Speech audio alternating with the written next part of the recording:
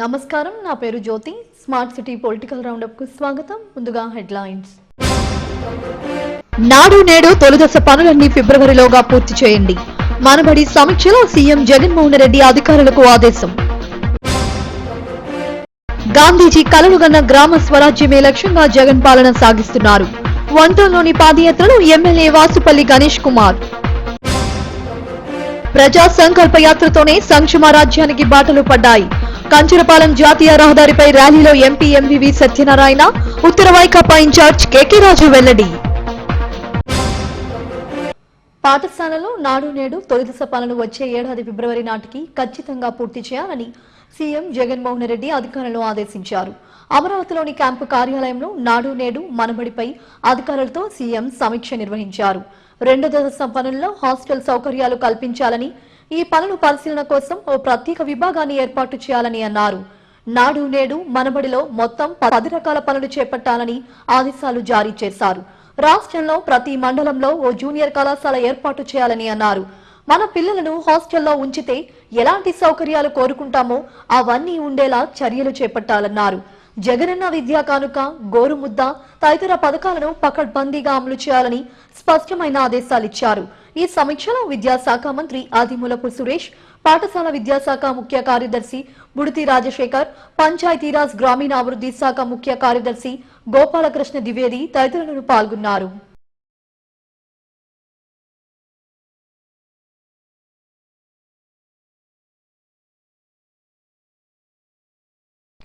గాంధీజీ కలలు కన్న గ్రామ స్వరాజ్యం కోసం పాటుపడుతూ ప్రజలకు సంక్షేమ ఫలాలను అందిస్తున్న గొప్ప నాయకుడు సీఎం జగన్మోహన్ రెడ్డి అని దక్షిణ ఎమ్మెల్యే వాసుపల్లి గణేష్ కుమార్ అన్నారు.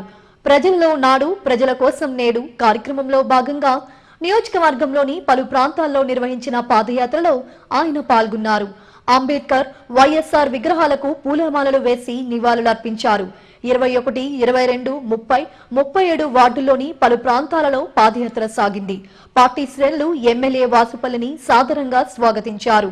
3 ఏళ్ల క్రితం ప్రజా సంకల్ప యాత్రలో జనం కష్టాలను దగ్గర నుండి చూసిన జగన్మోహన్ రెడ్డి అధికారం చేపట్టిన అనతి కాలంలోనే ప్రజల గుండెల్లో చెరగని ముద్ర వేసుకున్నారని వాసుపల్లి అన్నారు.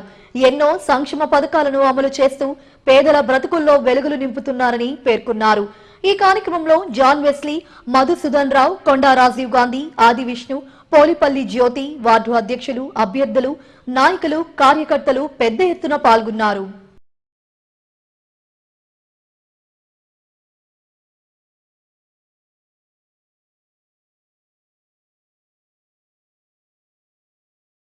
మూడేళ్ల క్రితం ప్రతిపక్ష నేతగా వైఎస్ జగన్మోహన్ రెడ్డి చేపట్టిన ప్రజా సంకల్ప యాత్ర రాష్ట్రానికి దశ దిశ చూపిందని ఉత్తర నియోజకవర్గ వైకాపా ఇన్ఛార్జ్ కేకే రాజు అన్నారు.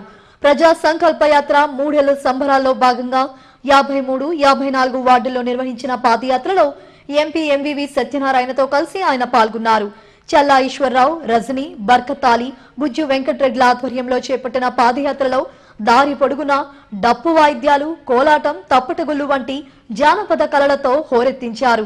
కంచరపాలెం దుర్గాదేవి ఆలయం వద్ద పూజలు చేసిన అనంతరం అక్కడి నుండి ఆర్ఎన్బి జంక్షన్ వరకు ర్యాలీ సాగింది. అనంతరం సమావేశం నిర్వహించారు. ఎంపీ ఎంవివి సత్యనారాయణ, కేకే రాజులను ఘనంగా గజమాలలతో సత్కరించారు. ఎన్నికల్లో ఇచ్చిన హామీలను ఏడాదిన్నరలోనే 90% నెరవేర్చి ప్రజల గుండెల్లో చెరగని ముద్ర వేసుకున్న ఒకే ఒక్క ముఖ్యమంత్రి జగన్ అని కేకే రాజు అన్నారు. ప్రజా సంక్షేమమే లక్ష్యంగా సుపరిపాలన అందిస్తున్నారని చెప్పారు. ఈ కార్యక్రమంలో రొంగలి జగన్నాథం, బాణాల శ్రీను, జీవి రమణ, పెద్ద సంఖ్యలో నాయకులు, కార్యకర్తలు పాల్గొన్నారు. నమస్కారం. ఈరోజు ఆంధ్రప్రదేశ్ రాష్ట్ర ముఖ్యమంత్రి వర్యులు గౌరవనీయ వైఎస్ జగన్మోహన్ రెడ్డి గారు 2017 నవంబర్ 6వ తారీఖున అప్పటికున్న రాష్ట్ర పరిస్థితుల్లో అప్పుడు అధికారంలో ఉన్న తెలుగుదేశం ప్రభుత్వం ఈ రాష్ట్రాన్ని పరిపాలించడంలో పూర్తిగా విఫలం చెంది ప్రజా సంక్షేమం పైన, అభివృద్ధి పైన నిర్లక్ష్య ధోరణితో వ్యవహరిస్తున్న తరుణంలో ప్రజల యొక్క కష్ట సుఖాలు తెలుసుకుని ప్రజలతో మమేకమై ప్రజలందరిలోని కూడా మనోధైర్యాన్ని నింపాలి, నేను విన్నాను, నేను ఉన్నాను అని నినాదంతో ఆనాడు జగన్మోహన్ రెడ్డి గారు ఒక మంచి సంకల్పంతో ప్రజా సంకల్ప యాత్రకు నాంది పలకడం జరిగింది.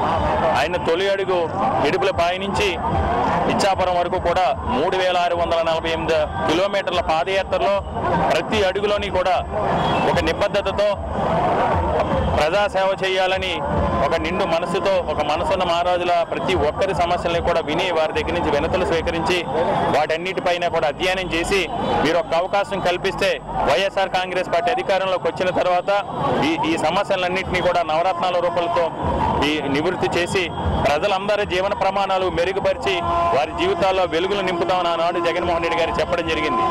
ప్రజలందరి ఆశీస్సులతో అధికారంలోకి వచ్చిన తర్వాత ఈరోజు జగన్మోహన్ రెడ్డి గారు చెప్పిన దానికంటే మిన్నగా భారతదేశ చరిత్రలో గతంలో ఏ ముఖ్యమంత్రి కూడా పరిపాలించిన విధంగా ఈరోజు ఈ రాష్ట్రాన్ని పరిపాలిస్తూ పెరిగిపోతున్న నిత్యావసర సరుకుల ధరలను నియంత్రించడంలో జగన్ సర్కార్ విఫలమైందని పెందుర్తి టీడీపీ ఇన్ఛార్జ్ బండారు అప్పలనాయుడు మండిపడ్డారు. ప్రభుత్వ తీరును వ్యతిరేకిస్తూ పెందుర్తి రైతు బజార్ వద్ద పార్టీ నాయకులతో కలిసి నిరసన తెలిపారు. కరోనా నేపథ్యంలో లాక్డౌన్తో ఉపాధి కరువై ప్రజలు ఇక్కట్లు ఎదుర్కొన్నా ప్రభుత్వం పట్టించుకోలేదని అప్పలనాయుడు ఆరోపించారు. నిత్యావసర సరుకులు, కాయగూరల ధరలు ఆకాశాన్ని అంటుతున్నాయని ఆందోళన వ్యక్తం చేశారు. అప్పులు చేసి పప్పు బెల్లాల పంచడమే తప్ప సీఎం జగన్ చేసిందేమీ లేదని విమర్శించారు. నిరసనలో టీడీపీ నాయకులు ఆడారి మంజుల, కరకాదేముడు, మడకా పార్వతి తదితరులు పాల్గొన్నారు. నుంచి సామాన్య ప్రజల మీద, మధ్యతరగతి, దివ్య మధ్యతరగతి మీద కక్ష సాధింపు జరుగుతున్నట్టుగా అనిపిస్తుంది. ఎందుకంటే ఈవేళ మొదటిదాకా కరోనాతో అందరూ బాధపడ్డాం. జీతాలు లేవు, 3 నెలల దగ్గర 3-4 నెలలు జీతాలు లేవు. ఈవేళ తగ్గాయి, మళ్ళీ జీతాలు తెచ్చుకుంటున్నాం, మళ్ళీ ఉద్యోగాలు పోతున్న టైంలో ఈయనేమో ఇష్టం వచ్చినట్టు రేట్లు పెంచేసి పెట్రోల్ రేటు, డీజిల్ రేట్లు, కూరగాయల రేటు, నిత్యావసర వస్తువులు అన్ని రేట్లు పెంచేసి సామాన్య ప్రజల మీద భారం కలుపుతున్నారు.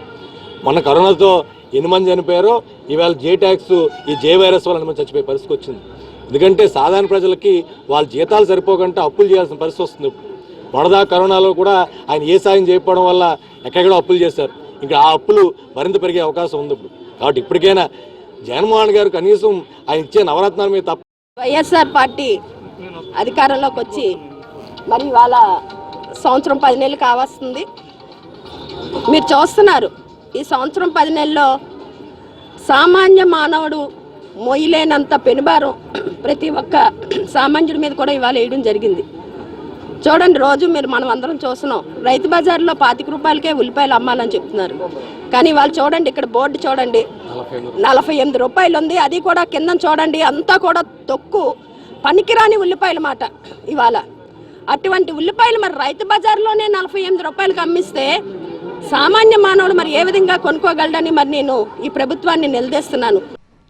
కర్నూలు జిల్లా నంద్యాలలో ముస్లిం కుటుంబ ఆత్మహత్యకు ప్రభుత్వమే బాధ్యత వహించాలని టీడీపీ రాష్ట్ర ప్రధాన కార్యదర్శి ముస్లిం నేత నజీర్ అన్నారు. ఎన్టీఆర్ భవన్లో ఆయన మీడియాతో మాట్లాడారు. నంద్యాల నగరంలోని అబ్దుల్ సలాం అనే ముస్లిం కుటుంబం ఆత్మహత్యకు పాల్పడ్డ ఘటన పట్ల యావత్ ముస్లిం వ్యవస్థ విచారం వ్యక్తం చేస్తుందని అన్నారు. ఈ ఘటనపై కంటి తుడుపు చర్యలు చేపడుతున్న జగన్ ప్రభుత్వంపై ముస్లిం కమిషన్ కు ఫిర్యాదు చేస్తామని తెలిపారు. సలాం కుటుంబానికి న్యాయం చేయకపోతే వదిలిపెట్టేదే లేదని టీడీపీ అండగా ఉంటుందని అన్నారు. నమస్కారం అండి.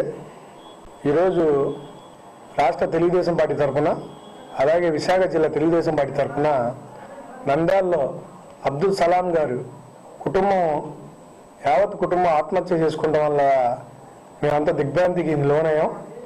ఆత్మహత్య కూడా వాళ్ళు ఎందుకు చేసుకున్నారంటే, ఈ యొక్క వైసీపీ ప్రభుత్వంలో ఈ వైసీపీ అధికారులు వాళ్ళని వేధిస్తున్న విధానాన్ని కొన్ని రోజులుగా వివరిస్తూ వాళ్ళు స్వయంగా ఒక వీడియో తీసుకుని, ఆ కుటుంబం మొత్తం వీడియో తీసుకున్న తర్వాత ఆ కుటుంబం మొత్తం వెళ్ళి ఆత్మహత్య చేసుకుంటాం అనేది చాలా దురదృష్టకరం.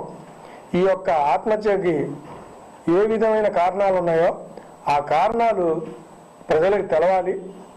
ఏ బంగారు షాపుల గతంలో ఆయన నంద్యాలలో ఆయన పనిచేశారో ఆ బంగారు షాప్ వాళ్ళు ఇతని మీద కక్ష కట్టి దాదాపు ఆ షాపులో అతను గత 10 సంవత్సరాలుగా పనిచేస్తున్న వ్యక్తిని అతని మీద దొంగతనం మోపి అతన్ని జైలుకి పంపించి అతను బయటకు వచ్చిన తర్వాత కూడా ఆ షాప్లో ఉద్యోగం మానేసి బయట ఆటో వేసుకుని తన జీవనం కొనసాగిస్తుంటే మళ్ళీ ఆ ఆటోలో ఎవరో వ్యక్తి ప్రయాణించారని, ఆయన ఒక 70,000 రూపాయలు పోగొట్టుకున్నారని, ఆ 70,000 రూపాయలు ఆటోలో పోగొట్టుకున్నారని, ఆ ఆటో అబ్దుల్ సలాందని Nandyal 1 town police station complaint చేసి గత 2 నెలలుగా మానసిక శోభ, పూతులంట, స్వయంగా చనిపోయిన వాళ్ళు పెట్టిన వీడియోలో కుటుంబ సభ్యులు కంప్లైంట్, అక్కడ వీధిలో ఉన్న వాళ్ళు చెప్తున్న మాటలు వింటుంటే అసలు ఈ రాష్ట్రంలో మానవత్వం ఉందా అనిపిస్తున్నా. ఈ రాష్ట్రాన్ని పాలిస్తున్న వాళ్ళకి మానవత్వం ఉందా అని అడుగుతున్నా. ఈ రాష్ట్రంలో అధికారులు ఉన్న వాళ్ళకి మానవత్వం ఉందా అని అడుగుతున్నా. ఇవాళ యావత్ కుటుంబం 4 నిండు ప్రాణాలు రైలు కింద పడిపోయి ముక్కలు ముక్కలు అయిపోయారండి. ఈ మానవత్వం ఉన్న ప్రతి ఒక్కరు కూడా స్పందించాల్సిన. ప్రభుత్వ సంక్షేమ పథకాలను ప్రజలకు చేరువ చేయడంలో వాలంటీర్లు కీలక పాత్ర పోషిస్తున్నారని 89వ వార్డు వైకాపా అధ్యక్షుడు దొడ్డి కిరణ్ అన్నారు. స్థానిక వాలంటీర్ చంద్రకళ పుట్టినరోజును కొత్తపాలెంలోని కార్యాలయంలో నిర్వహించారు. సహ వాలంటీర్ల నడుమ ఆమె కేక్ కట్ చేశారు. తమ వార్డుల్లో వాలంటీర్లు కష్టపడి పనిచేస్తారని కిరణ్ అన్నారు. వారిని ఆడపడుచులుగా భావించి ఇలాంటి కార్యక్రమాలు నిర్వహిస్తామని చెప్పారు. జీవీఎంసీ 89వ వార్డు వైఎస్ఆర్సీపీ వార్డు అధ్యక్షుడు వైఎస్ఆర్సీపీ పార్టీ అభ్యర్థి మీ దొడ్డి కిరణ్. ఈరోజు ఎంతో శుభదినం.